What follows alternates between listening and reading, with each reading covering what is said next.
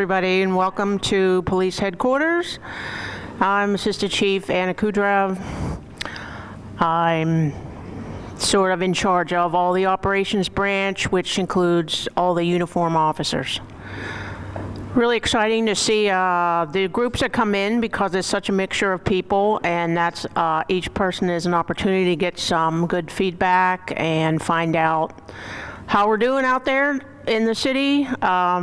So please feel free to ask lots of questions and potentially continue to give us some feedback on how you feel about local law enforcement in the city of Pittsburgh. We have some very exciting topics for you. To start out with, narcotics and vice, presentation about the current state of affairs with narcotics investigations and the opioid crisis. We have a presentation about our Special Deployment Division, which includes a variety of smaller units that are trained to do specific tasks. And then we have some current information on our Group Violence Intervention Unit.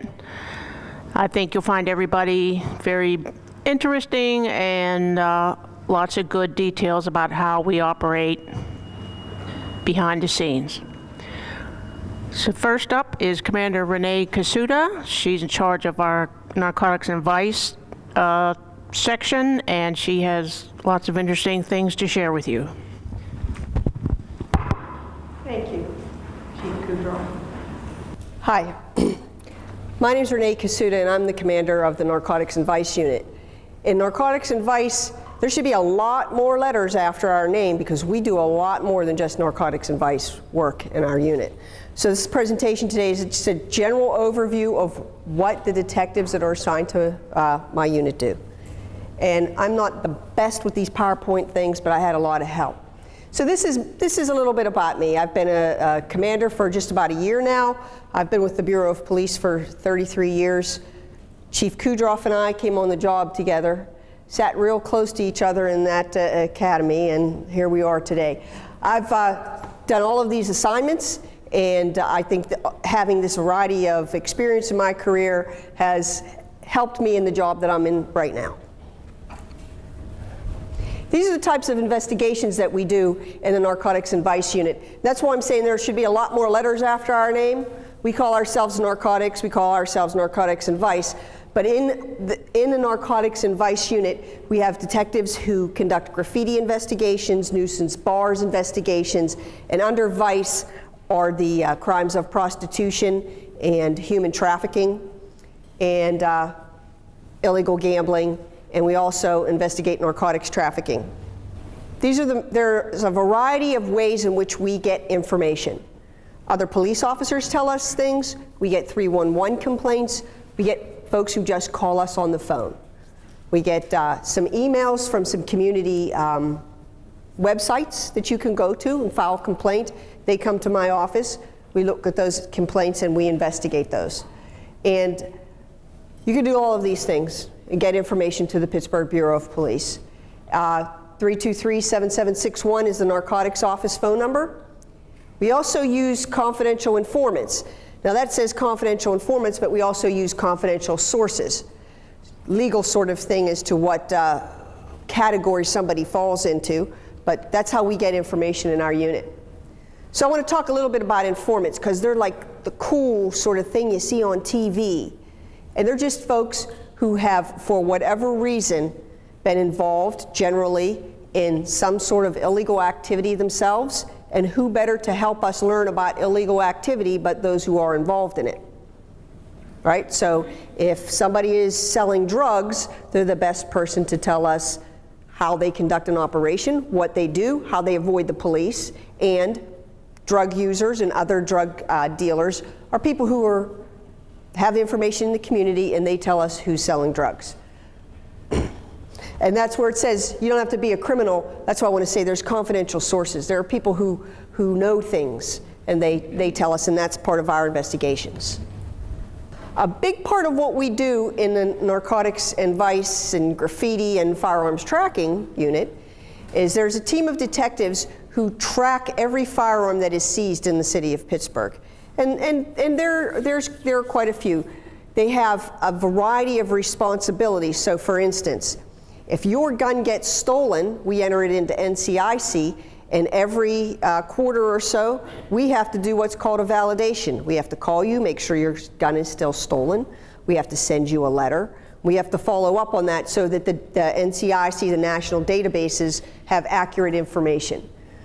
Our goal when a gun comes into our custody is to make sure it gets back to the lawful owner if it's stolen.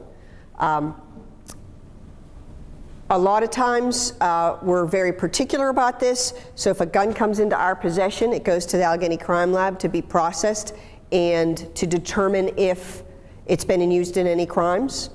That can sometimes be a lengthy process.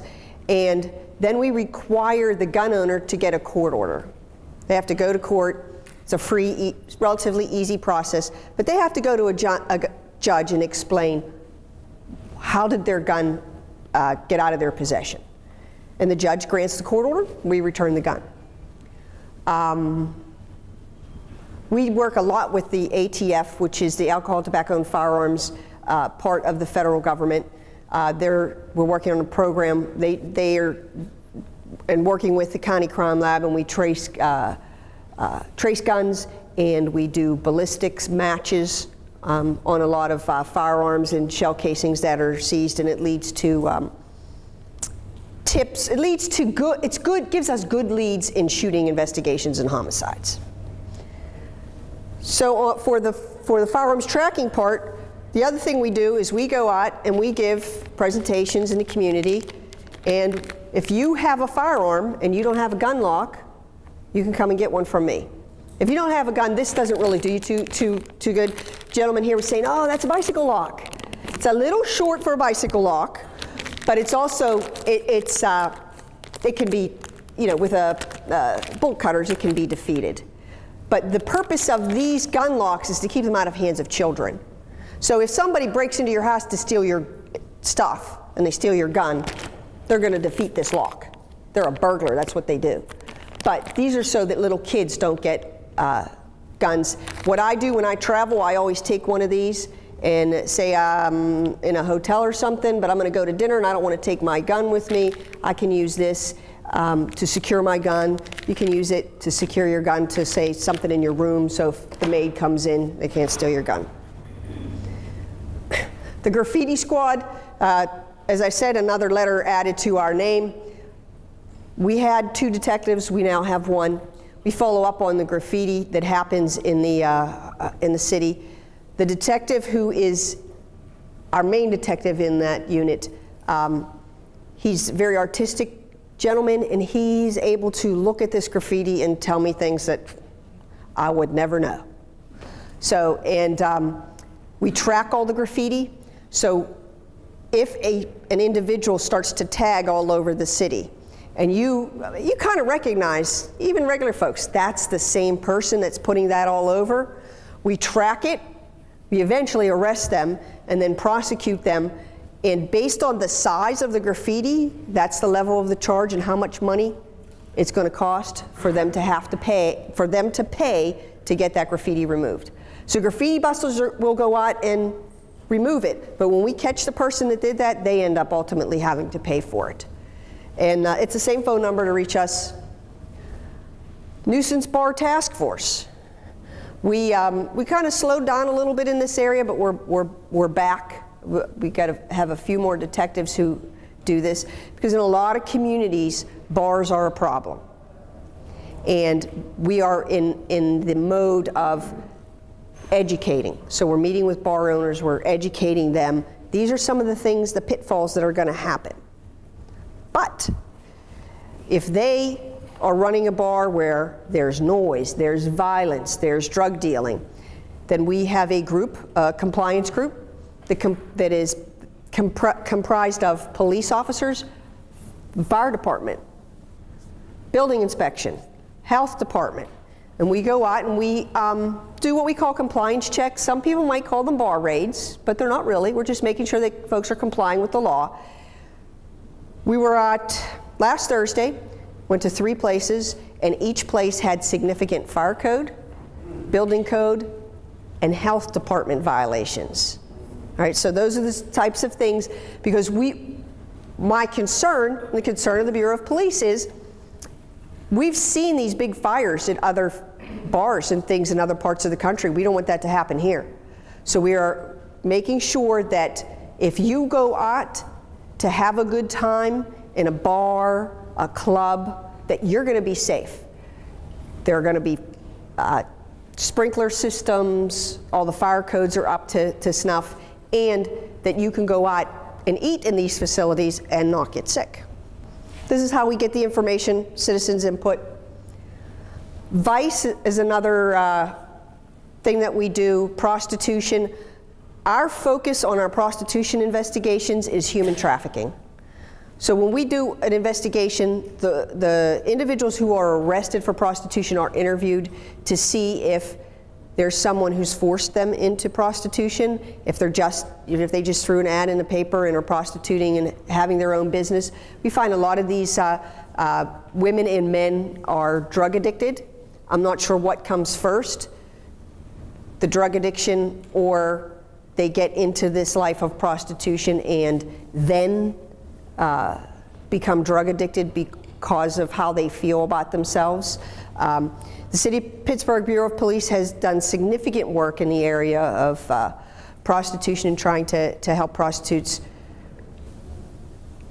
Chief Bickerstaff, who's in the back of the room, was a significant person in getting services for the women who are involved in prostitution, and she runs our John School, which is when men are arrested for prostitution, they go to a class to try to educate them as to why they should not engage in this type of activity.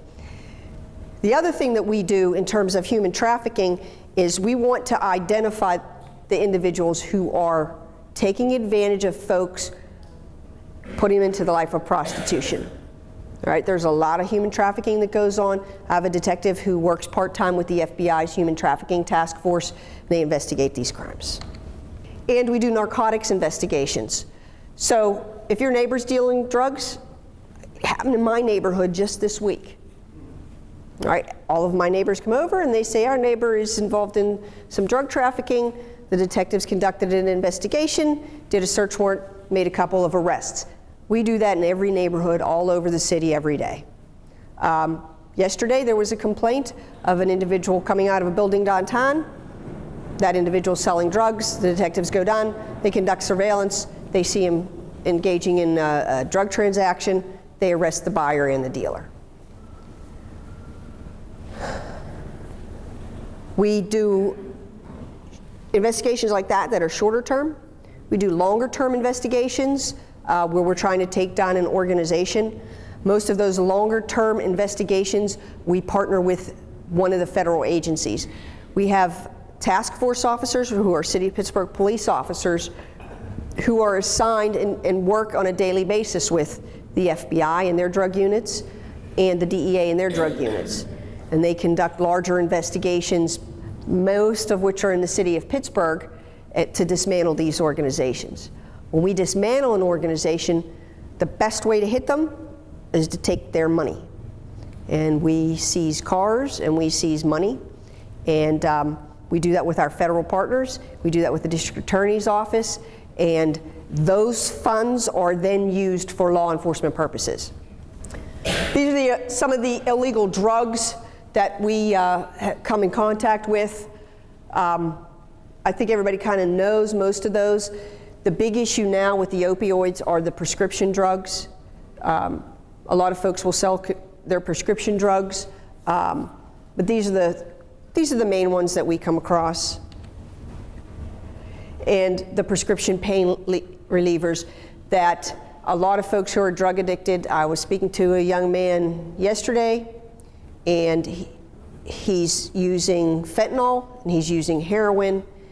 He's has a job. He's 32 years old. He became drug addicted because he had an ankle injury, and he was the type of person that when he started taking those oxycodone, those sort of pain relievers, you can have a seat, sir.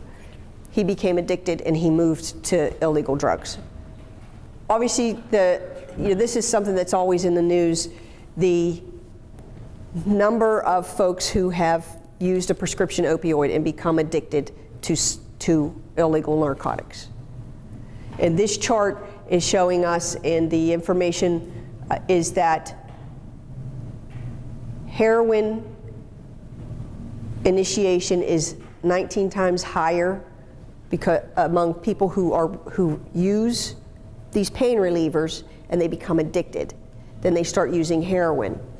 And the heroin epidemic, and what we have found through the Allegheny County Crime Lab, is that used to be was heroin, what they call brown dope, because it looks tan. Now, fentanyl and all of the fentanyl derivatives have overcome the seizures, the number of seizures in Allegheny County. So last year, Allegheny County Crime Lab, police officers in Allegheny County were still seizing a lot of heroin. Now fentanyl has exceeded the number of seizures of heroin. The opioids, these are the things that we're seeing: the pain relievers, heroin, fentanyl, carfentanil. Fentanyl has many derivatives, many different sorts of chemical names. I'm just going to call it fentanyl because they're just, Josh from the crime lab, he tells me all the chemical names they tell us what they are, but they're all derivatives, some sort of derivative of fentanyl. Heroin, it's still out there.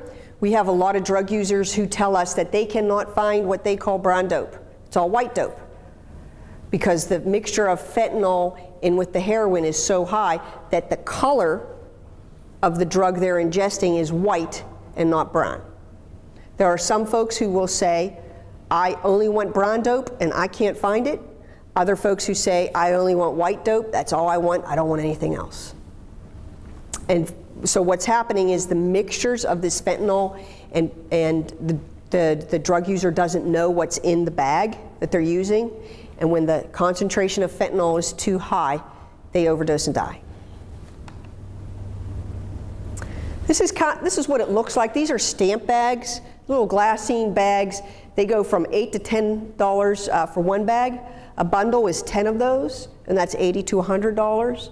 And then a brick is 5 of those, and it's $200 to $250. So when you hear on the news, we seized a brick, we seized a bundle, these are the amounts of stamp bags. So each one of those stamp bags is about a dose. So where does it come from? Heroin comes from Mexico and Colombia. But what is happening is the cartels have found it's way cheaper to sell fentanyl. It's way cheaper for them to push fentanyl because they don't have to staff the poppy fields. They don't have to provide security. They don't have to do any processing. They get fentanyl from China, and they take it right through their same drug pipelines to get it into the United States. I've kind of talked about all of these. Fentanyl is a legitimate drug used in medicine for folks who have surgery or significant pain. It is very powerful drug. Folks are mixing it with heroin. That's part of what is causing this epidemic and folks dying of these drug overdoses. So the cartels, for a kilogram of fentanyl, it's $3,000 to $4,000. And they can cut it into 16 to 24 kilos. So now they're creating fentanyl pills, which is the new and upcoming thing. They take that powder and they have a pill press. You can buy a pill press off the internet, and they just stamp those pills, and folks have no idea what's in that pill. It would cost for a kilo of heroin in the neighborhood of $30,000. So they're making a lot of money. And from a business sense, they're going to make a ton of money. And that's what they're in it for. It's all about the money. Carfentanil, I was at a training last week, and while we say on these slides that it's 300 to 500 times more potent than heroin, that might not be exact. The carfentanil that's coming into the country is so inconsistent and what the dosage is. They're estimating it's 10, 15 to 100 times more powerful than fentanyl. So depending on the dose, we've had some folks who use carfentanil and what they think is carfentanil, and they tell us that they use it, and they're still walking around. This is what I was talking about, where are the drugs coming from. A lot of people become addicted because they take a prescription drug and they become addicted to this drug. A lot of pills, the number of prescriptions of these oxycodone, these opioids that were prescribed over the past 10 years is staggering. It's absolutely staggering. But most of the fentanyl, that stuff that we're seeing now, is coming through the cartels. This information is from the DEA, and it was part of the training that I was at last week. And if you are on the dark web, if you know how to get on there, you can go on there and you can click drugs and you can click fentanyl, and they will ship it right to your house. And we're seeing a lot of that. We see this these drugs come in through Canada, through many of the same shipping networks that the Mexican and Colombian cartels have.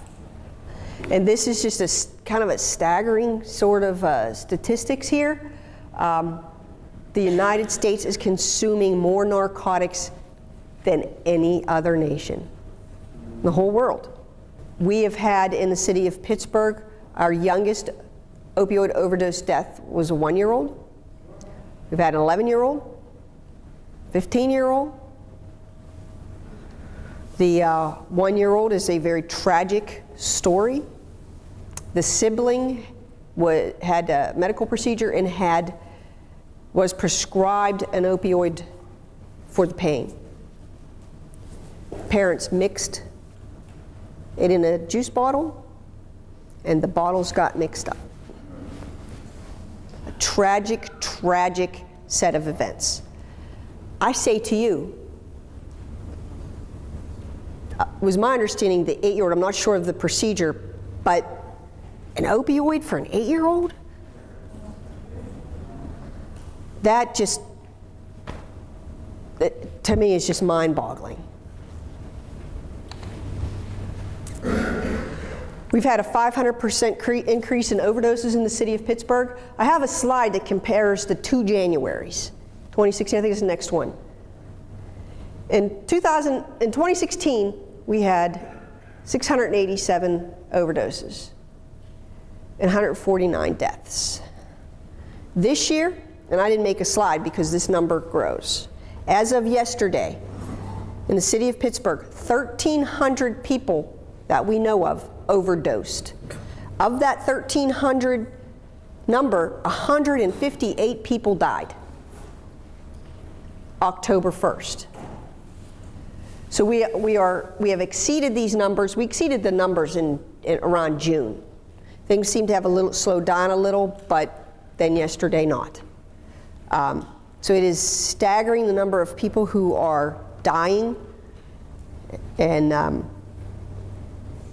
I don't know where everybody's from, but is everybody like city Pittsburgh residents or county residents, all city?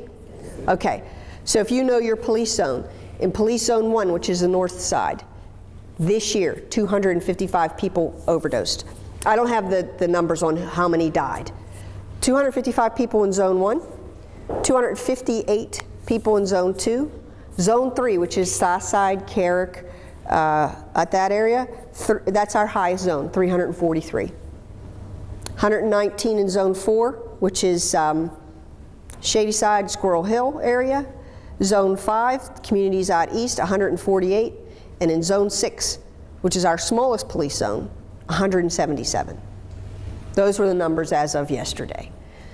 It is just an astronomical number of people who are using these drugs and having medical emergencies. And the response that's needed for the overdose.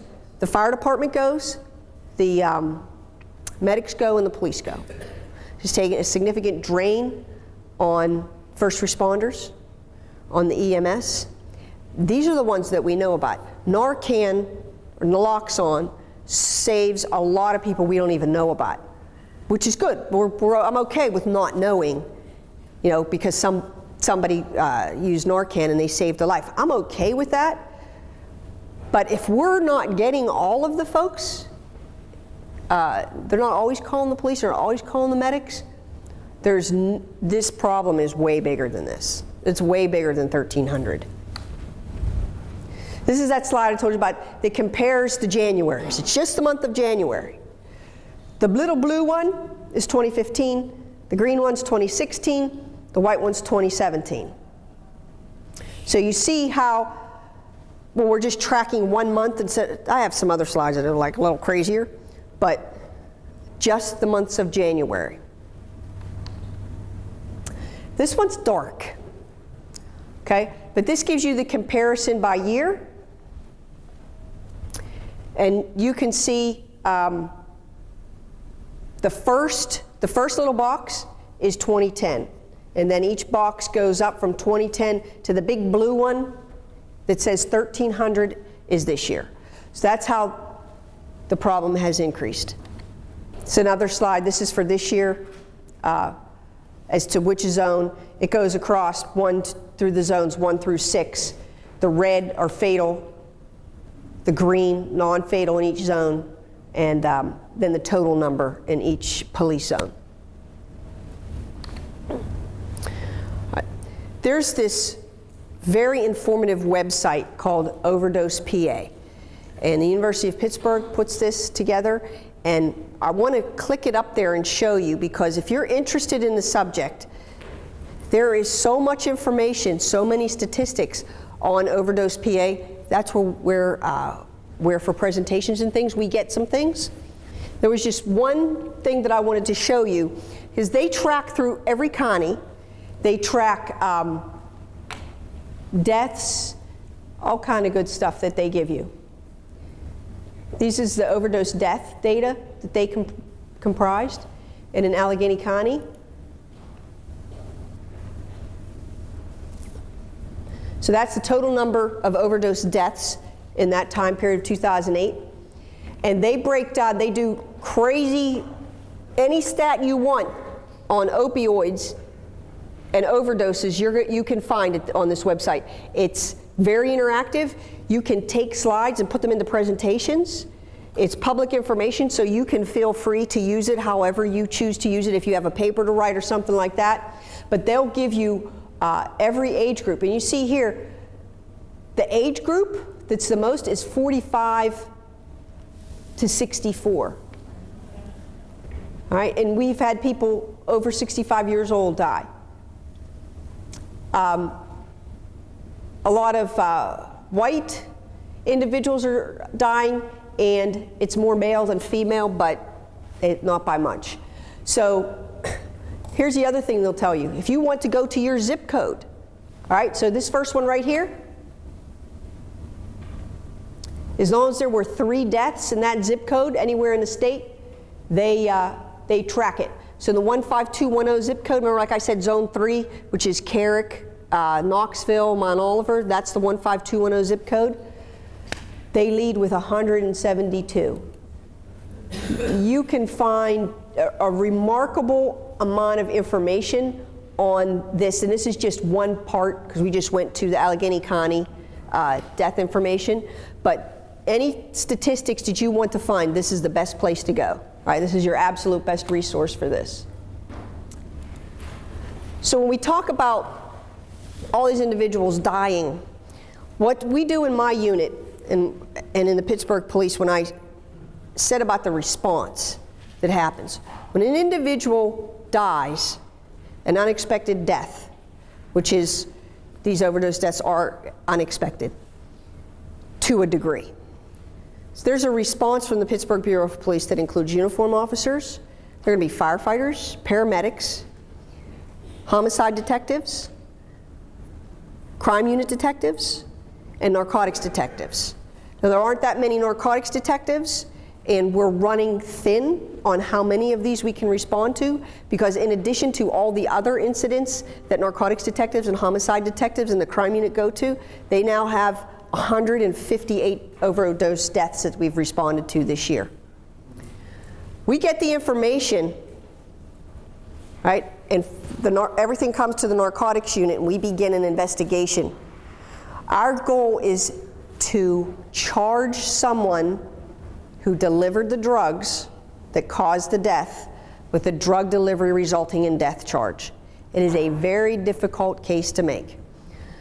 This started in the U.S. Attorney's Office back in 2015.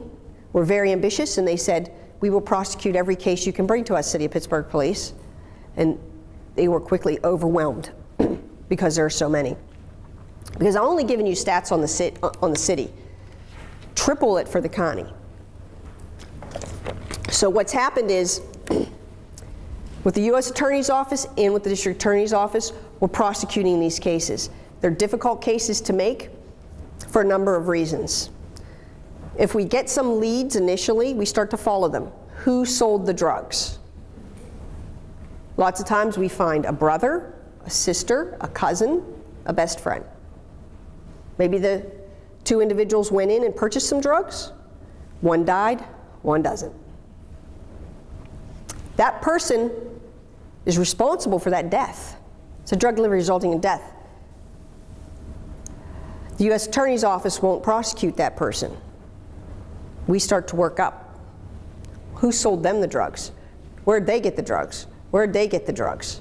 And the U.S. Attorney's Office prosecutes those bigger cases. In the city of Pittsburgh and in Allegheny County,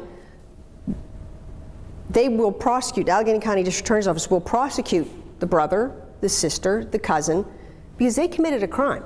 And unless we get serious about this, it's not going to stop. There's different schools of thought on that, and that's something that if you want to do a research paper, that might be a good topic. They're difficult cases to make because you have to get the lead, you have to get to the next person.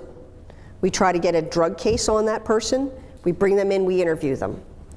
We try to get a statement, if we can. We use electronic evidence, phones, anything else that we can use to try to build that case. And we have many cases. We know who sold the dope, but we must now wait for the toxicology report, which takes about 4 months. And then, when we get the toxicology report, the medical examiner has to make a determination that it was fentanyl toxicity, heroin toxicity as the cause of death. A lot of people who are addicted to drugs use multiple drugs. So they may have some prescription drugs, they may have a number of illegal drugs. Sometimes we get a tox screen. The medical examiner says, no, you can't prosecute this one. We have had one case where an older gentleman used some drugs, stood up, fell over and died. He had significant heart disease. We had a great case. The detectives worked months and months and months and months. They had a great case. They wait for the tox.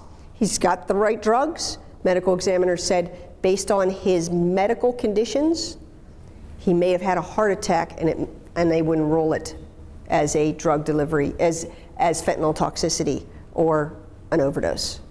So there are a lot of obstacles in our way as we attempt to prosecute these cases. Narcan, Naloxone is the name of the drug. It's readily available. All police officers in the city of Pittsburgh have access to it. Our medics have access, our fire department. You can go to the drugstore and ask them for Naloxone. You don't need a prescription. I tried it and they didn't have any. I was just seeing if, I won't tell you the name of the drugstore. I was like, do you have some Naloxone? And they're like, no, we don't have any. That was in the spring. I haven't tried recently, but it's readily available, so I suspect that as the number of overdose deaths decrease, it's going to be because of this drug. And it works pretty remarkably well and then the drug user does not really want to go to the hospital. It's sort of a touchy sort of situation happens sometimes. But City of Pittsburgh police officers have made numerous saves of lives through the use of this drug. This is the Overdose Immunity Act of 193, and the reason behind this immunity is that if a person is overdosing, the friends panic, right? They panic because they're afraid everybody's going to get in trouble, there are all these drugs around, and now my friend is dying. But if they get medical emergency help, they may survive. So this law was put into effect so that if the person calls to save their friend, neither of them get in trouble. Nobody get arrested. We cannot arrest anybody for a simple possession case. We can charge a felony intent to deliver, right, but we can't charge for the simple possession. Just to clarify, so if somebody overdoses and they're revived, they're not charged with any kind of crime or anything? Usually not. Usually not. Okay. Right. All right.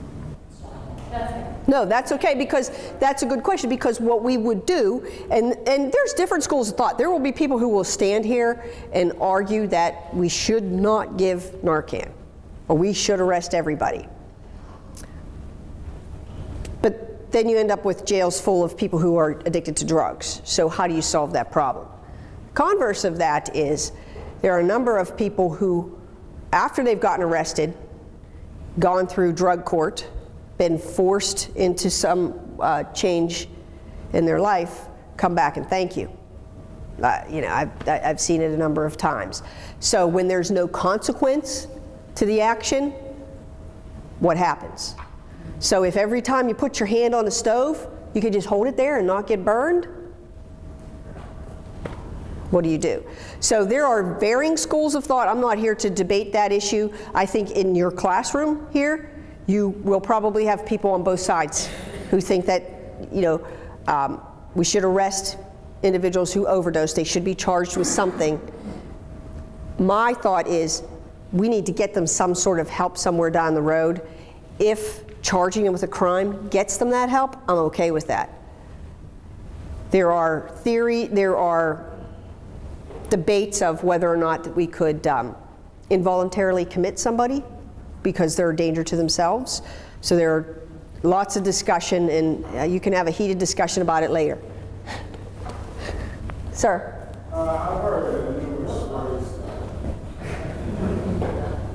I've heard numerous stories that I'm from Zone 3, actually, Knoxville, so I'm very familiar about the epidemic that's going on. Our Public Safety Council were a lot involved with trying to inform people and doing things at events, but what we're noticing is that over there, the Narcan, it is saving lives, but also at the same time, there's people that are being revived twice in one day.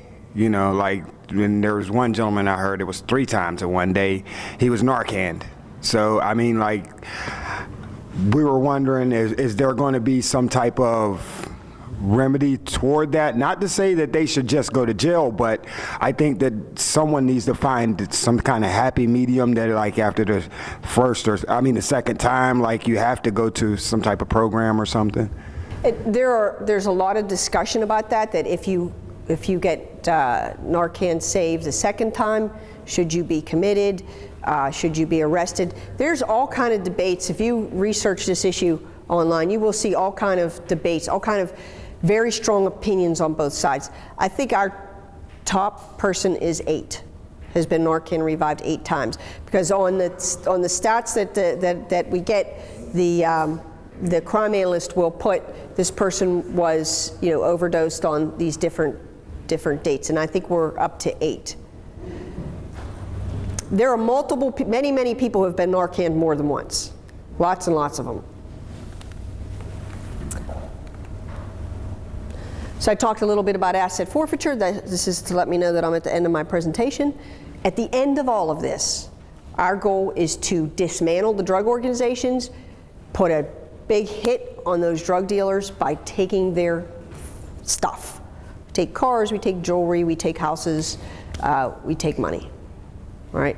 And then those funds are legally forfeited. There's a process, there's a legal process. We can't just take their stuff. There's a legal process where their assets are forfeited, and then they go to law enforcement to continue our law enforcement efforts in every area, not just narcotics. And I think that's about the end. All right, so call us. We take all kinds of drug complaints, and when I say the drug complaints, remember I talked about a whole bunch of different letters: graffiti, nuisance bars, firearms tracking. We do it all in the Narcotics and Vice unit. And I have pamphlets for nuisance bars. I have these. These are great. These are from the Allegheny County Health Department.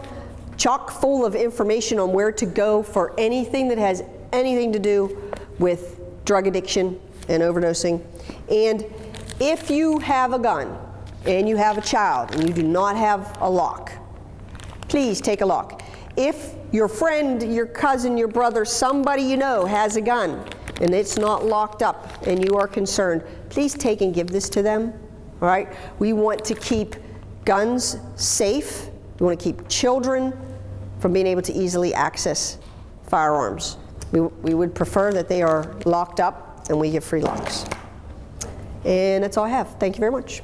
Questions?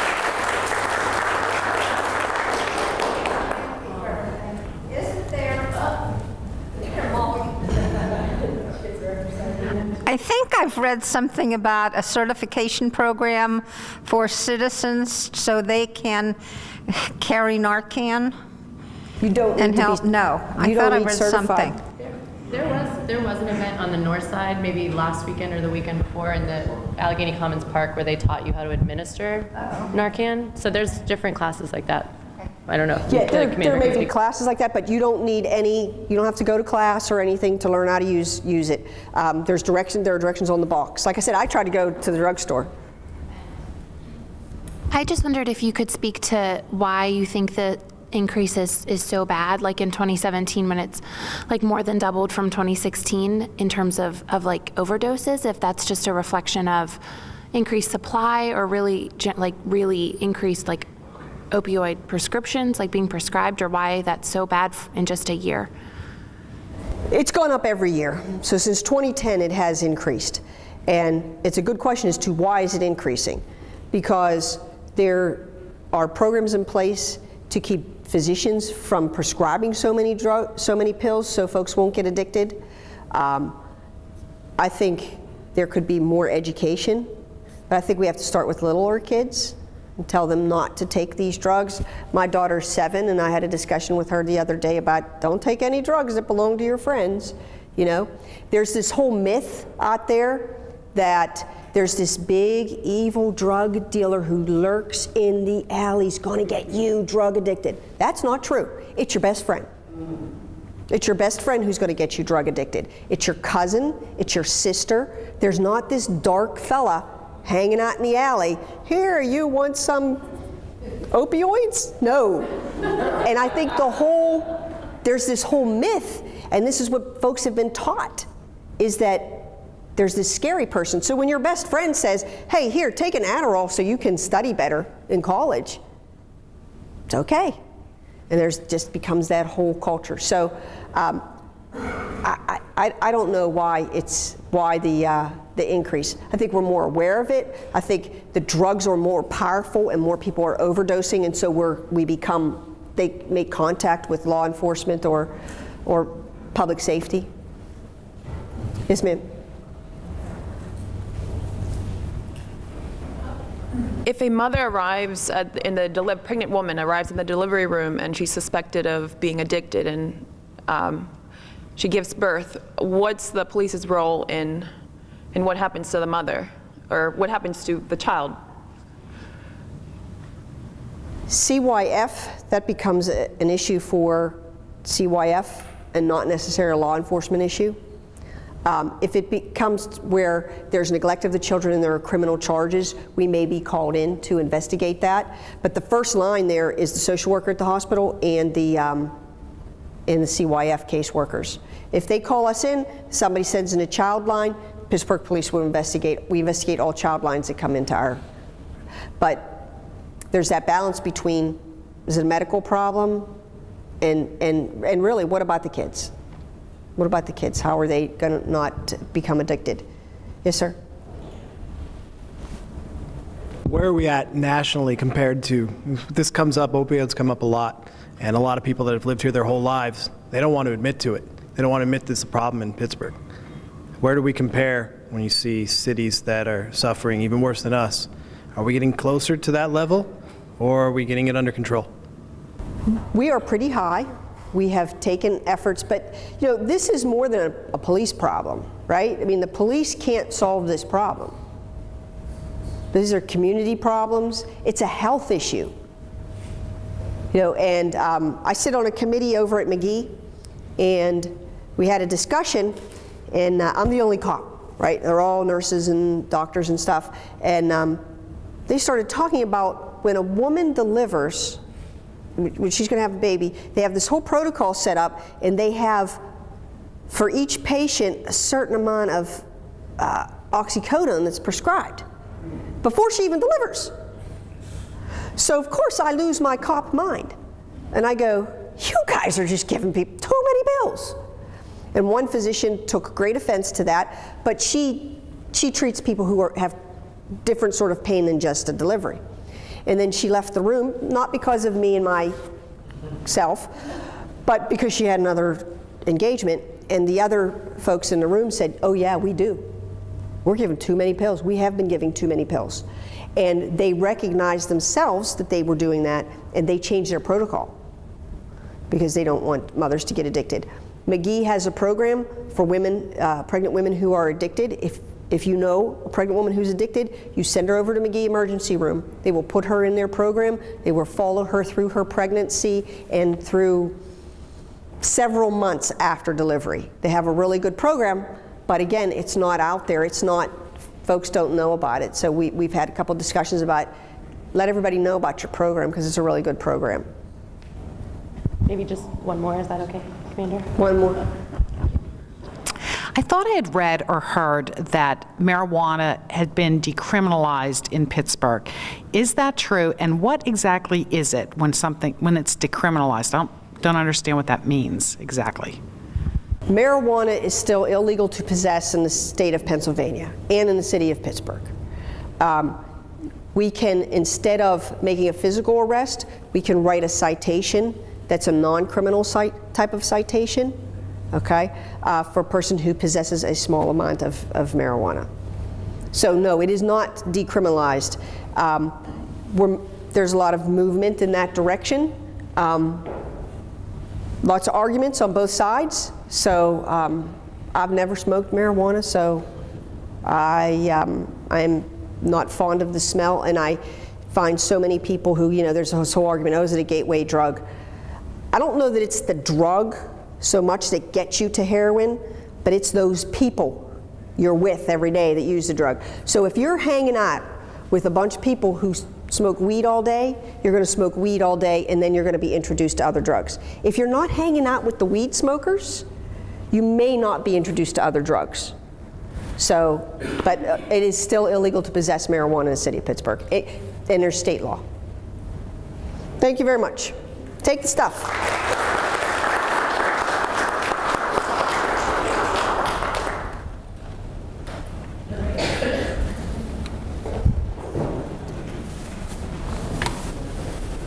Okay, right now I'd like to introduce Sergeant Terry Donnelly. He's supervisor of our traffic division, and he's going to speak on other units in our special deployment division. But it doesn't amplify. Make sure you're still. Thanks, Chief. Good evening. Okay. I apologize, I don't have a nice presentation like Commander Kasuda did. I got kind of asked to do this at the last minute, or if I'd have known exactly what it was, I probably could have thrown, or not me, I'd have had somebody else throw something together like that for you. My name's Sergeant Donnelly. I'm with the city of Pittsburgh, but I'm with our traffic division, which is part of our special deployment division. Special deployment encompasses a bunch of different Specialty units, obviously the traffic is one of them. Our K9 unit also falls underneath that. Our EOD or bomb squad falls underneath it. River Rescue and our SWAT team. And now our mounted unit, hopefully, which is we're in the process of getting together, is also going to fall underneath the Special Deployment Division. With all that said, you know, we have a variety of responsibilities to try and make everything in the city as safe and as we can. It's much easier for me when I do presentations to answer your questions than to just stand up here and talk, because again, we have a whole bunch of stuff, so if there's something that I can talk about and answer your questions, it makes it a little bit easier. So anybody? If not, that's good, I can go home. This is a strange question, but every time I go by a construction site, most of the time I see a police officer. Why? I've lived in other cities and I've never seen police officers near construction sites. And who pays for it? Who pays for it's kind of a different thing, and it all depends on where that construction site might be. If it's on one of the interstates, generally it's going to be the state police that you're going to be seeing there. And one of the reasons why is just for safety reasons for the construction workers that are doing the work on the highway. Pretty much everybody that drives, when you see a marked police car with its lights on, everybody tends to slow down. Generally tends to move over and give those construction workers a little bit more space and a little bit more leeway so that they can do the jobs that they do. That's why we're there. Generally, whoever the contractor is that is doing the work on the highway, they build that into their bid for the job to have a certain number of police officers there for a certain period of time, and then that's who gets paid for it. You're all off duty, right? Those are off duty. Correct, yeah. The majority of the time, yeah. Now, here in the city, like if we get, when the construction was going on Route 65, PennDOT called me and said, hey, we're having an issue with people speeding through the construction zone. The workers are very concerned because they keep getting buzzed by cars coming through. So what we did, we set up a speed enforcement detail that went out there. We had somebody clocking cars as they come through, making, if they were over 10 mile an hour over the speed limit, then we would stop them further down and issue citations for traveling and speeding through construction zones. Did that for a few times, the word got out, and everybody kind of slowed down then. Yes, I have a question. It's pretty specific to the area, so I don't know how familiar you are with this area here, the corner of Brighton Road and Marshall. Okay. There's a no turn on red sign that's at that corner when you're coming down Marshall Avenue. Okay. And exactly where it's placed, a lot of times people don't realize you cannot turn right there because it's placed where they think, oh, that's not for me. So can you, every time you get there, then there's a line of cars behind you beeping their horn to try to get you to turn right on red. And I've seen people do it, and then the police officer comes out of the Uniondale Cemetery because he's sitting back there and you can't see him, and then you get a ticket. So are you aware of that? I'm aware of the intersection. I'm not necessarily aware of specifically where that no turn on red sign would be. Generally, in intersections like that where you have the no turn on red, there's at least one sign up by the red lights themselves. Yes. So if there's that light, that sign on the red light, then that's for everybody controlling that intersection. Yes. And it sits up right where the light is, but the intersection is a little it's angled funny. So okay. That's what's throwing people off, because it sits at the light, but you can also, it bears to the right. There's a lane that'll allow you to bear to the right there on your own. So people think that's just if you're directly at the intersection, but it's for the entire right turn. Correct. But as soon as you make the turn, the officer is right there hidden behind the cemetery gate. The only thing I could say to that is to be specific with you, the sign is up on the lights. It's clear. It says no turn on red. Don't turn on red. So you can't move it. Correct. Okay. Until that sign would be removed, you can't turn on red anywhere in that intersection. Okay? this is also specific. I live on Penn Avenue downtown, and French Street is behind where I live.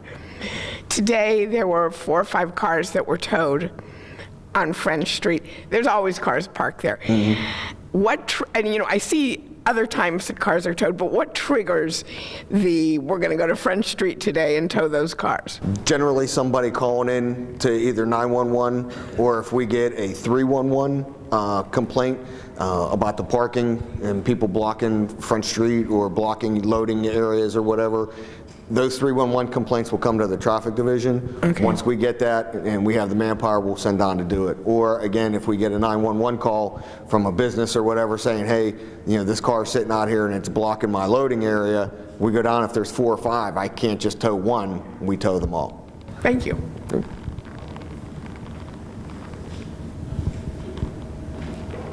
Hi, can you talk a little bit about the conditions for SWAT to be called out and what exactly they do? What SWAT Did you does? mention SWAT? Okay. I'm not a SWAT operator, but as a supervisor in that, there's a criteria, depending on the level of violence or force or whatever. Just in general, if there's a hostage situation, or we believe there's a possible hostage situation, a barricaded person in a house that won't come out for the normal patrol officers or whatever, if we believe that the person is possibly armed, then we're going to activate SWAT to come out and handle that.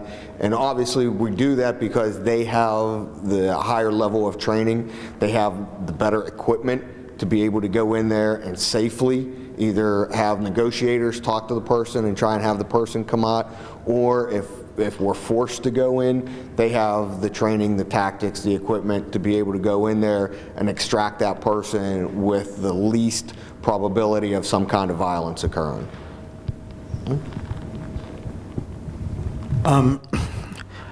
So military surplus has been in the national news. Can you speak a little bit about that? Does Pittsburgh police use any military surplus, maybe in the SWAT team or anything like that? Not that I know of.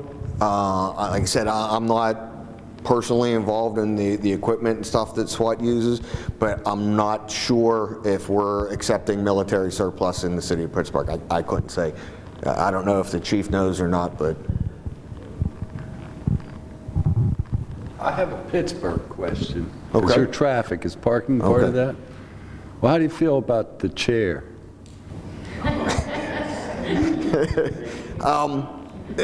I've been here in the city, I've been working in the city for 25 years now. I've been in traffic for 10 years, in traffic for 10 years.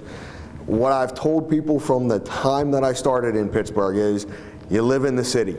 Unless you have a driveway that's dedicated to your house, parking is parking. It's limited for everybody. And if everybody just gets along and kind of is neighborly to each other, we don't have a need for it. You can't put chairs out and block spaces just for you. It doesn't work that way. Yes? Thank you. I was wondering, have you gotten complaints about more U-turns happening? We've seen in the past 3 weeks, we've seen about 5 people down on 51 making U-turns. Where about on 51? 51, where, I don't know, I'm a Pittsburgh, so I don't know the streets. Okay. But 51, Landmark. where the street goes up to Mount Washington, you On Woodruff Street there? But they're coming down, we've seen them come down, going towards North Side here and making U-turns, or going out towards the other direction towards, Brentwood and Brookline and stuff, and making U-turns right there. Okay. The thing with U-turn is, unless it's posted or it's in a condition that's unsafe to do, you're allowed to do U-turns. Like, obviously, if it's on a bend, you can't make a U-turn on a bend because you can't see the traffic coming, they can't see you. If it's on the crest of a hill, you can't do that. If it's in the middle of a nice straight piece of roadway and there's no other traffic coming and it's not posted, no U-turn, as long as it's safe to do so, you can go ahead and make that U-turn. Okay, we didn't know that. Yeah, as long as it's safe to do so and it's not posted. Again, some of the examples that I gave are examples of what would not be a safe condition, so therefore you can't make a U-turn that way. Other than that, they'd be able to make that U-turn, right?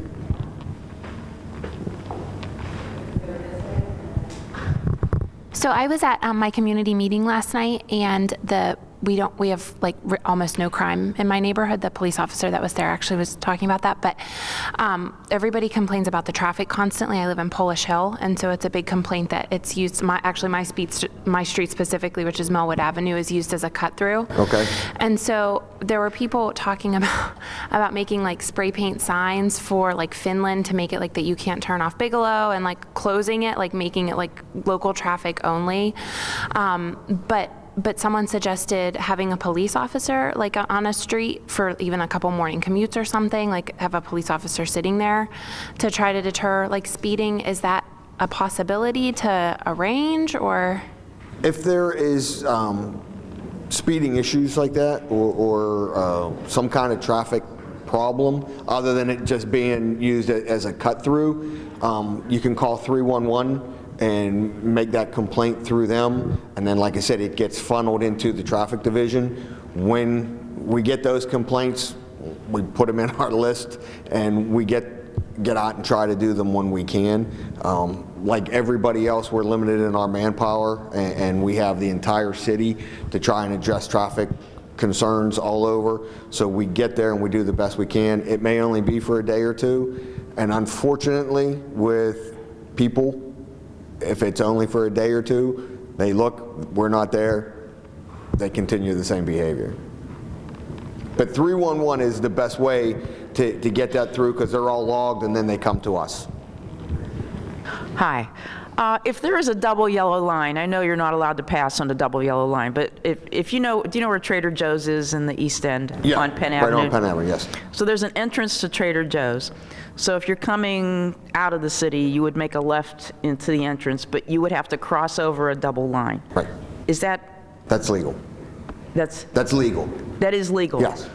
Yeah. A friend of mine and I have this ongoing thing about that, so I'll have to tell her you said that.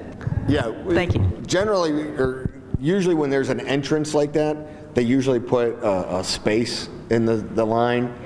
I'm guessing, whoever was painting the lines that day maybe was texting or something, I don't know, and they just kept on going. Okay. But yeah, if you're making a turn into the shopping center like that, you're allowed to make that turn over that double yellow line. Hey, hi, right here. Hi.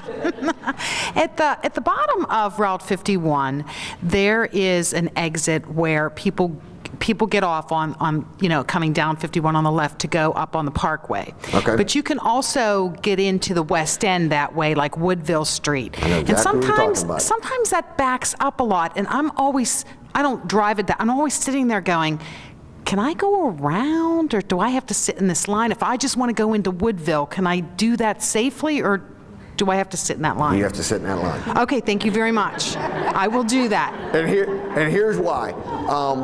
As you're coming there and you're sitting in that line, which is over in the left-hand lane. Right. Before the road becomes 2 lanes and you can make the right to go onto Woodville Street, there's the part that is lined off, and that's called a gore. It's not a traveled portion of the roadway. So you cannot cross over that. It's just like driving down the berm of 65 to come up and get onto the West End Bridge, okay? You're not allowed to drive off the roadway and pass on the right-hand side like that. Obviously, I ride a motorcycle every day. Probably about 4 or 5 times I've almost been hit on my motorcycle because I sit in that traffic, and if I sit, you gotta sit. So I sit there and I'm waiting to come over, and I'm waiting until it becomes 2 lanes so I can get in that lane and then make the right onto Woodville. Well, as I'm getting to there and I'm getting ready to turn over where I'm allowed, here comes a car flying down that side and almost hits me. So yeah, unfortunately, and it backs up all the time. I've written a number of citations at that place for people crossing over, and they get the same question like you. Well, why not? It's 2 lanes. It's 2 lanes here, but back there it's not. That's why those lines are painted there so people can't drive on them. Thank you. You're welcome. Yes. I have a question about the canine unit. Okay. How many dogs do we have? How long does it take to train them, and who pays for it? And do they all have vests? Do they all have vests? Vests. Protection vests. I'm going to give you what I know. Okay. I believe we have 24 canines now. Don't hold me to that. It's in that general range. Training is, again, I want to say it's probably 6 months or so, at least, to get them fully trained. And that's not only training the dog, it's training the handler so that they're a team. They have to be able to read each other, know what the signals in it are. So when we say training, just because you're a canine officer with this dog and that dog happens to retire and you get a new dog, you go through the entire thing again. It's not just, well, I've already been here, I'll just take this dog and we're good to go. As far as paying for it, do you mean paying for the dog or paying for the training, or I'm not sure. I know one of our dogs, anyhow, was donated by the Roethlisberger Foundation. Most of the other dogs, I don't know if they have a private foundation that we have an account with, that people can make donations, and they do, or if it's simply the city goes out and buys the dogs as the need occurs. Okay. As far as vests go, I don't know if they all have vests. I've seen our dogs with vests. I don't know if they're ballistic vests. I don't know if they're vests just to help with visibility and help the handlers pick them up and get them over walls or fences or into windows or whatnot. I don't know if they're ballistic or not. Okay. So I have a question. I'd seen on that new ramp that they put in Liberty Avenue in downtown, right across the street from the August Wilson Center. Okay. That ramp. So that lane that is on there, like the street where people park. They put that ramp over there now. It's hard for people to park there now, and then the people that are parking there gets ticketed every day. Explain to me what ramp you're talking about. There's a new ramp that the city put for on Liberty Avenue? Yeah, on Liberty Avenue. There's it's all painted red. Yeah, there's not painted red. It's actually on the other side, on Liberty Avenue, right next to Mahoney's. It's like a little ramp for buses. Okay. Someone to get on. Like if you go tomorrow, you could check it out. But, that big wooden platform almost. Yeah, that platform. Yes. Okay. Okay. So I know what you mean. The people that were parking on that road, like at that lane, are getting ticketed every day. Okay. Because they can't park there anymore. Okay. Why do they have the machine there if they can't park there anymore? Well, the machine and that ramp obviously would be to help the people get onto buses, correct? Yeah, but then there's space for people to park alongside of that. Is it posted no parking? No, it's not, but they're getting ticketed every day and they're telling them that you can't park here anymore. But why is the machine there if they can't park there? I can't tell you that. If they're getting citations for parking citations there, then it would have to be posted. I work at an electrical store, so I see constantly. As soon as you get parked there, they get ticketed. Okay, and who are they getting ticketed by? Parking authority? Okay, yeah, that would have to be a question for parking authority, and I can't answer that. Can we do one more? Okay. Is it cool since you had one already, Jay, if we go to Tom? Thanks. Yeah. How many or how much money do you make off of parking tickets a week or a month? Not you personally, but... Well, if we would, I'd be really rich, but no. Parking tickets and citations in general, the municipality that writes that really gets very little money from that. Just as an example, on a regular citation, say you go through a red light, the total fine, the total cost of that citation is $129. $25 is the fine. The municipality gets half of that $25. The other $25 goes to the state. The municipal magistrate fee is $10. That comes to whatever the local magistrate district is. Then the costs would come to the municipality for the cost of the prosecution. Everything else goes to the state. So the actual municipality that writes the citation gets very little money from that citation. So as far as how much we get, as far as the city is every year for writing, I have no idea. I couldn't tell you.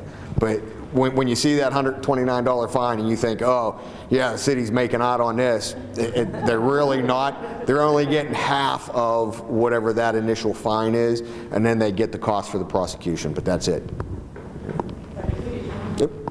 You talked a lot about traffic enforcement when you're called in by like 311 or, you know, PennDOT, something like that. What sort of enforcement do you do by default without being called in? Like, I don't know, like just speeding that you see while driving around. Like, I don't know how it works in general when you're not called in. In general, that's what the traffic unit, that's what we're here for. We're here to do traffic enforcement, to make sure that people are driving the way that they're supposed to be driving and obeying the traffic laws that they're supposed to obey. We will do, on occasion, when we have enough manpower, we'll go out to certain areas of the city that are notorious for speeding. We'll go out and we'll do big group efforts and really hit that hard for speeding enforcement. Just on our regular patrols, as we're riding around, we're looking for any kind of traffic violation that we see, from registration violations to inspection violations, not stopping at a stop sign, red lights, passing illegally, coming down the berm of the road when you're not supposed to. Anything that violates the vehicle code, that's what we're here for. And that's when our officers are out working, that's generally what we're doing unless we get tasked with some other kind of special detail. Now, like us with the motor unit, we are getting tasked more and more to do other things. Last year during the election, you know, we were constantly doing escorts for the candidates coming in and different things like that, you know, getting them around the city, taking them where they needed to go. We are often pulled in to help with protests and crowd control downtown, to make sure we do rolling roadblocks, to make sure that people that are expressing their First Amendment rights have the security of cars not running through, you know, through their group or something like that. So we'll do funeral escorts. All that kind of stuff will cut into our time as to what we can do for traffic enforcement. But generally, that's our main priority. We go out, whatever we see in our normal patrols is what we'll enforce. Okay? All right. Thank you very much.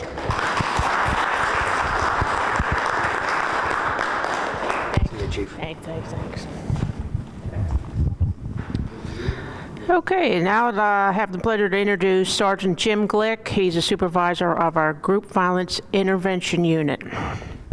Good evening, everybody. Hard act to follow, both very good presentations. But again, my name is Jim Glick. I'm a sergeant. I'm out of Major Crimes, specifically Group Violence Intervention. I'm going to talk to you a little bit about our Major Crimes Division. Okay, now the goal of Major Crimes is to conduct thorough and timely investigations that lead to successful prosecutions. Okay, the Major Crimes Division consists of homicide, GVI, which is Group Violence Intervention, I'll go over that in a couple minutes, sex assault and missing persons, robbery, burglary, the Mobile Crime Unit and computer crimes, auto and arson squads, witness protection, and night felony. So the violent crime detectives, they investigate all the homicides, suspicious deaths, unnatural deaths, aggravated assaults, where a victim may die. They also investigate non-fatal shootings, kidnappings, and business robberies. So there's a lot on their plate, you can imagine. Now, group violence intervention, that's what I'm in charge of. That's a rather new strategy that the city of Pittsburgh rolled out. We handle all non-fatal shootings, but we focus on group violence. Now, a few years ago, they used to call gang violence. It's been changed over to group violence because groups are a lot more loosely defined. A gang is more of a legal term that you have to vet them and there has to be certain criteria. What we find here in the city of Pittsburgh is we more or less have groups. We have loosely knitted communities that are causing some issues. And what we find is in a certain community, less than 1% of the individuals in the community are causing 99% of the problem. So instead of focusing on the entire community and punishing a community for the violence that a small group does, we utilize something called focused deterrence. where we track all of the groups, all of the individuals that are connected, that have feuds, that individually and as a group commit crimes together. So it's a big job. What we do is we handle custom notifications. Now what we'll do is, if we find the two groups, Sergeant Donnelly's leaving. Hold on 1 second. There he goes. Okay. So custom notifications would be if a particular group in an area is causing issues, violent issues. Now again, we handle the violent crime. We're not so much concerned with the loitering in the open container or what have you. But if we see violent crime sparking up in an area, arising in it, what we'll do is we'll actually go visit these group members and we'll tell them, we're on to you. We know who you are, we know what you're doing, and you gotta stop it. Now, if it continues, what we do is we do something called a violent crime response. So a violent crime response would be a police enforcement action that we do in a community. And again, we focus just on the groups. Now, before we do a violent crime response, we'll do things like community outreach, custom notifications. We now have a gentleman that works with us. His name's Cornell Jones. I don't know if he's ever talked to any. I know he goes out and he talks to a lot of the community groups, but what he does is he runs an outreach group.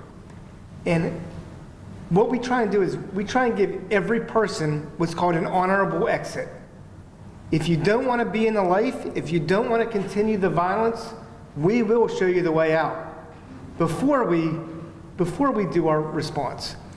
Basically, by the time we're doing a violent crime response, the police, it's actually a failure on every other part. It means that we've tried other things and we can't help.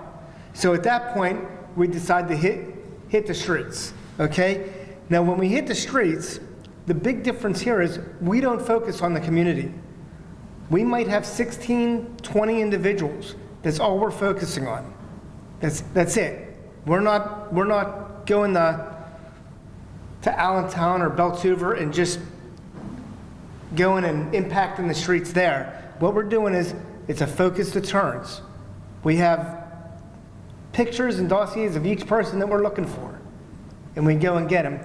For example, we've had quite a few successful VCRTs. Recently, we did one in Zone 3. We had two groups that were shooting back and forth. We actually had 6 shootings in 5 days.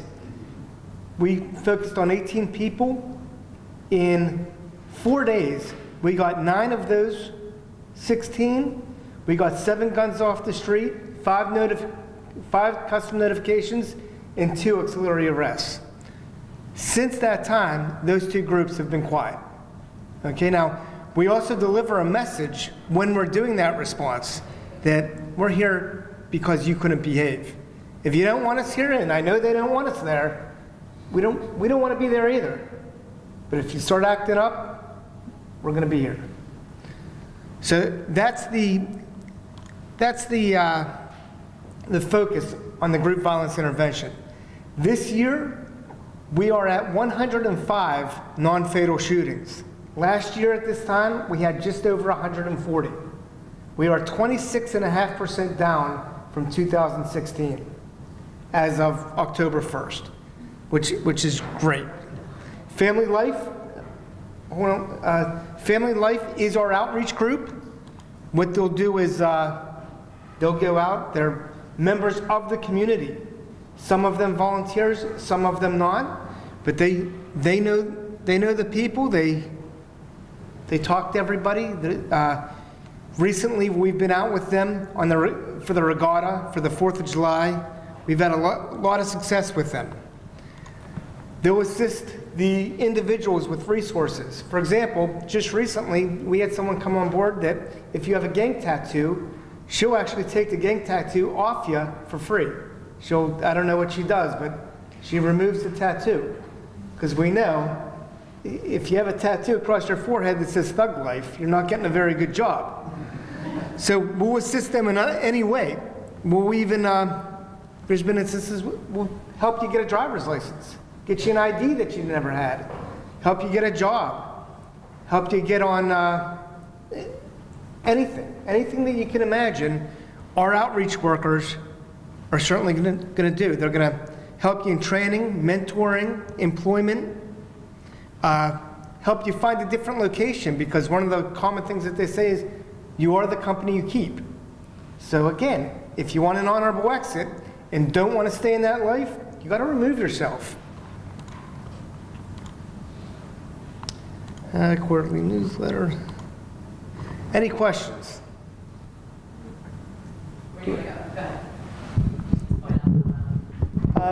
Gentleman in the back.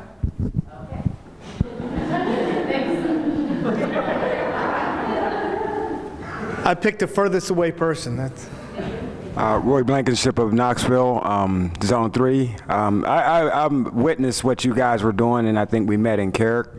I applaud it, for one. My first question would be that with the initiative that you're doing, have you received any pushback or like try to yells of harassment? No. And the reason is because we're not focusing on the community. We're focusing on individuals as opposed to the community. For example, if you're in your community and you're not on that list, I'm not going to bother with you. We know who we're going after.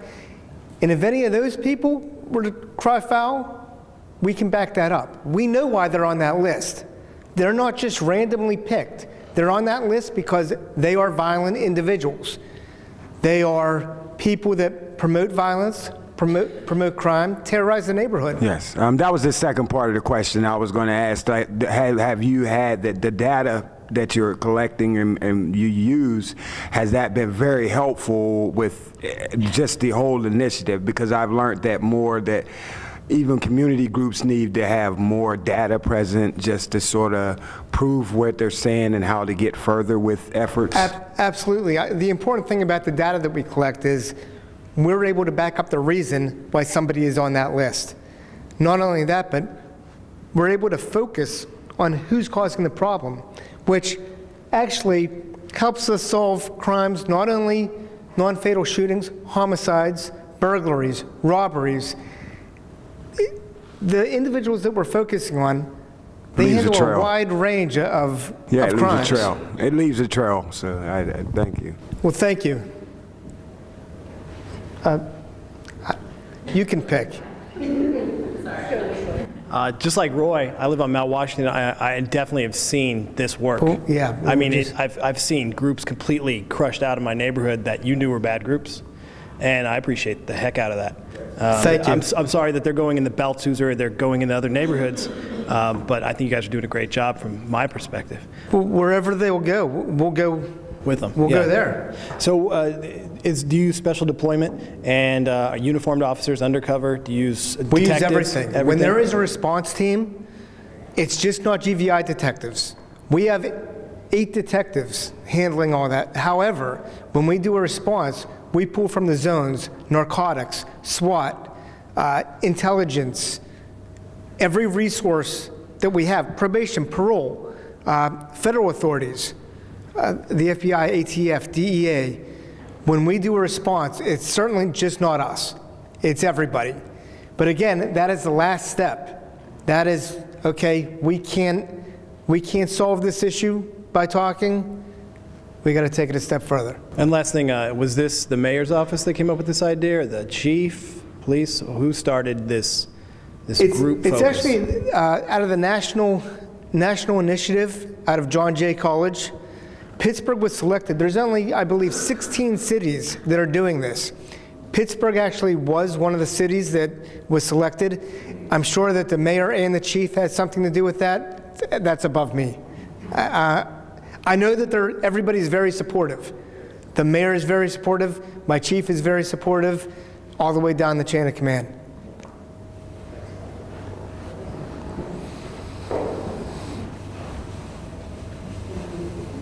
We met a couple weeks ago. It may have been at the beginning of September with Cornell Jones. You came over to Sheridan. Yeah. And you talked about an event that you were doing in East Liberty. I don't know if it was the one you just recently talked about in Zone 3. You're talking about a call-in. Yeah. And let me explain that. The call-in, we have not done it yet. Okay. And I'll explain to you why. The call-in is when the department or the GVI detectives, along with the department, call in different members of groups that have been violent. And we sit them down in a room much like this, and we tell them, you know, we're on to you. You know, it's more or less a custom notification in a bigger setting. We deliver messages through the community. I know the mayor was going to talk, the DA was going to talk, the U.S. attorney was going to talk, but it's about an hour long, and then at the end of the hour, they listen to our message, and we actually all eat together. The reason we didn't do it, it was scheduled for the end of August. We just weren't ready. We want to make sure that when we do it, it's done right, and we get the most bang for our buck. Right here. Yes. I just was noticing that the correlation between violent crime and drug use is not the same. Like the drug use is going up and the violent crime is going down. So is that right? Oh, it's not? The overdoses are going up. Right, I know. Drugs are a main cause of the crime. It's a main. It's the catalyst for crime, is what we're seeing. Okay. Not thank the you. only catalyst, but it's still there. Okay, thank you. Whoever you want. This is really quick. I grew up in Carrick. I live in Crafton Heights now, and it really breaks my heart that, you know, that area seems to be troubled sometimes. And, you know, we had some idea, I don't know, why that area so much? I mean, we used to think that, you know, years ago when I was young, the South Side was kind of a dangerous area. And then the South Side became all ritzy and all that stuff with clubs and things like that, and just people just needed to move someplace else. That's what we think, you know, but I don't know. I can tell you, before I came over here to Major Crimes, and before I was promoted to sergeant, I was actually a detective at Zone 6 for actually 7 years. So I know the area very well. And I can tell you, Zone 6 is a very safe place. There's been some upticks in crime. I don't know, I could guess just like you could, but, you know, who knows? It could just be that it goes in cycles. I don't know. This is, I'm just trying to figure out the order of events. This past weekend, we had, I live here in Zone 1, Perry Hilltop. Yeah. And they had a peace march starting, I think it was on Saturday. And what had happened is a mom was carrying her baby, and I don't know what she was involved in, but she was murdered, and it's at the bottom of Charles. They have a whole thing set up. And then the people marched for the peace march from that spot to, I believe, this station. Yeah. Or Zone 1. There on the bottom of the street. And your last thing was where you had clergy and you had people. And one of the things I was told by some of the marchers, because I didn't participate, they were surprised at how well you guys handled them yelling at you. Unfortunately, we get used to it. Because the entire community, from what I gather, is extremely frustrated. You have no leads in that case. Zone 1 did a great job. Everyone there just did a great job. I mean, you know, what can you say? We get yelled at. I have a quick question. There was an incident that happened a while back in July. Zone 1, I'm from Zone 1, up in Northview Heights. There was an incident of a shooting that happened in Northview Heights. Are you guys still investigating that, or what's going on with it? I hate to say this, but which one? There was like a group that was on Chicago, and a group fired at a group first, and then the other group fired back. Yes, yes. We're still working on that. Okay. I was just making sure. Thank you.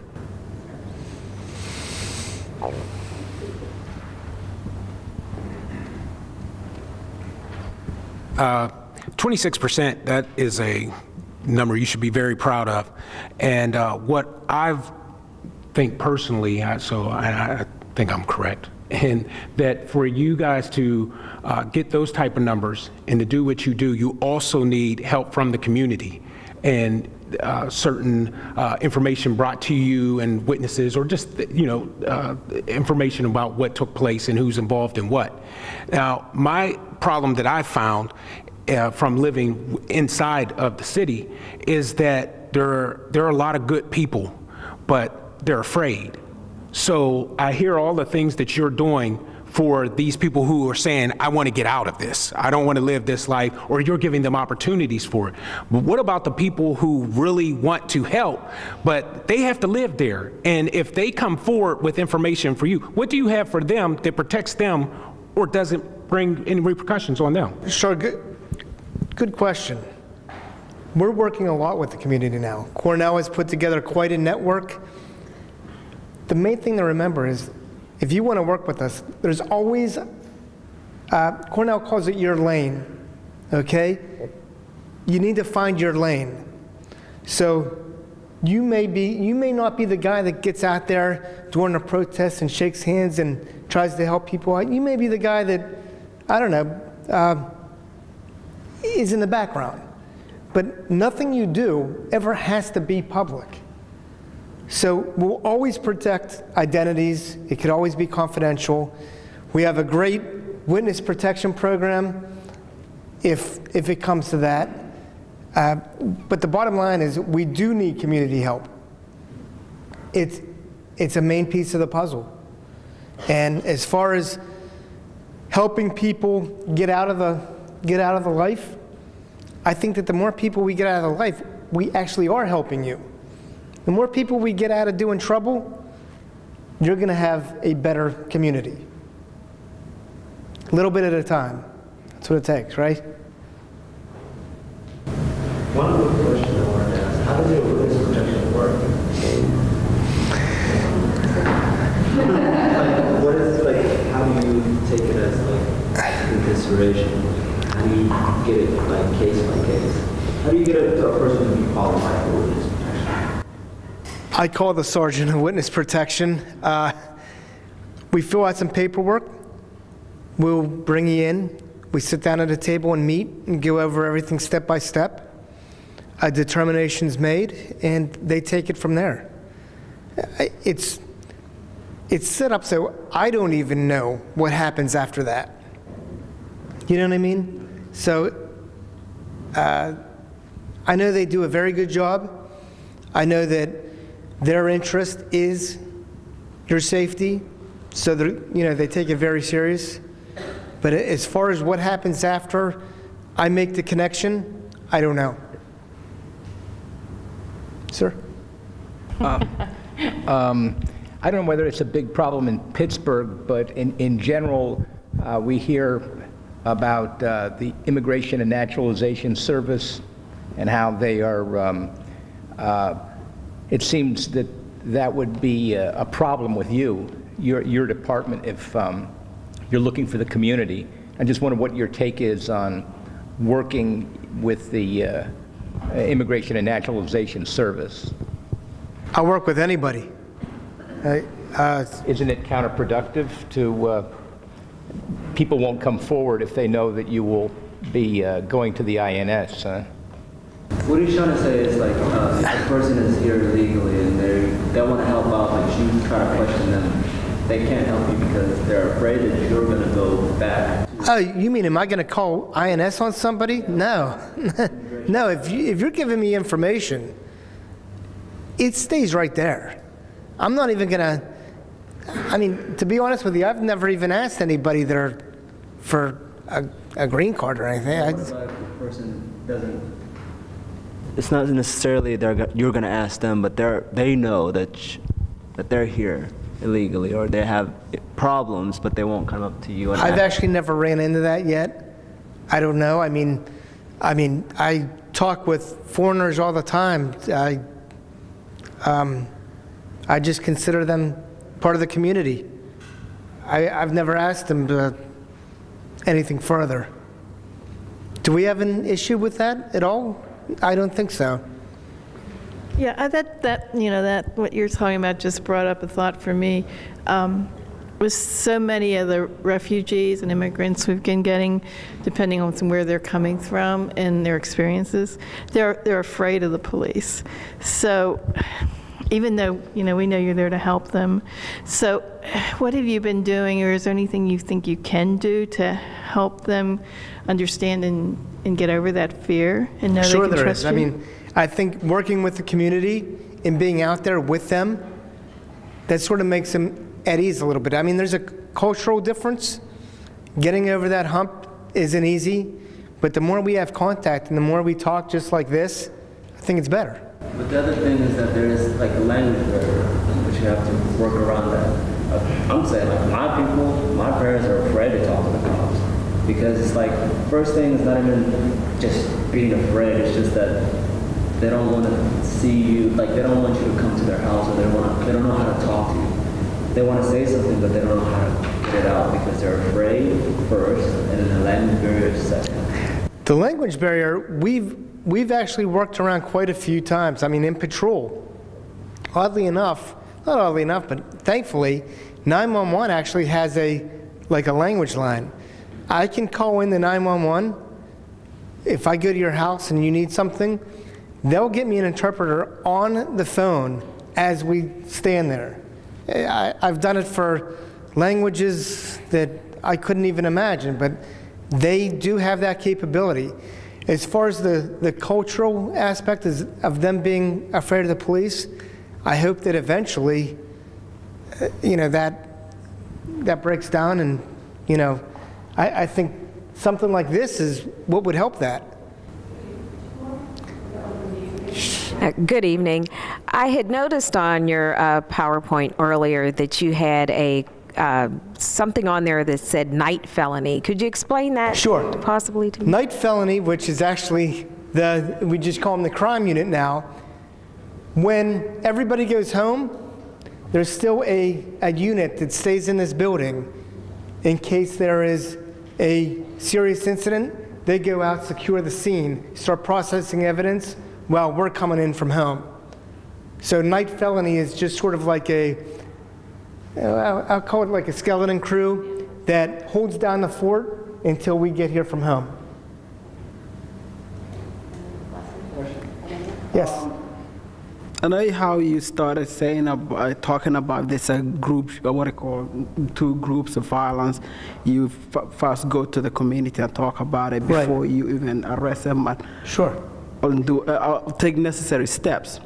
But like if there's individually that's making that kind of problem, and then you kind of like, in a way, where I'm going with this is like there's individuals that's making a kind of threat and maybe is buying what I call ammunition, weapons, without you checking, but later, like we just go into the community later before you even can take an action.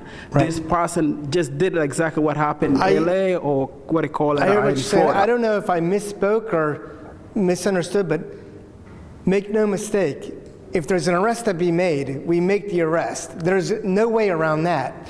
What I'm saying is before we hit the rest of the 20 group members, we try and solve it other ways. But if I'm a shooter, okay, I'm getting arrested first, and then we're going to deal with their group. So we don't do outreach instead of law enforcement by any means. If there's an arrest to be made, we make that arrest immediately. We get him off the street ASAP. As soon as we have enough, he's going to jail. Or she. He or she is going to jail. And then we deal with the rest of the group. So I don't know if I does everybody understand? Yeah, just want to clarify that part. Okay, sorry. Any more questions? Awesome. Well, thank you very Thank much, you. Sergeant Glick.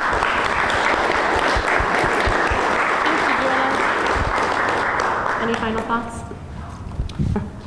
Well, I hope everybody heard a lot of interesting and new information, opened your mind up to what's going on in all these different areas, and I heard a lot of good questions.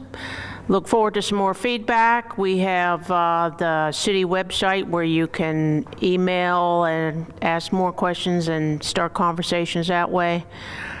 You should know your zone commander, and if you have more questions or interested in following up by joining a zone group or just want more conversation, you can contact them, get that started. Next week, we have the Zone Public Safety Council meeting at St. Pamphilus Church. We're going to talk about the creation of our recent CERT response team in communities for critical incidents where civilians learn how to help in responding to emergencies. You can find out about that on the city website also. So I want to thank everybody for your participation with all the questions, and hope you enjoy the rest of the course. Thank you. And have a good night. Thank you so much.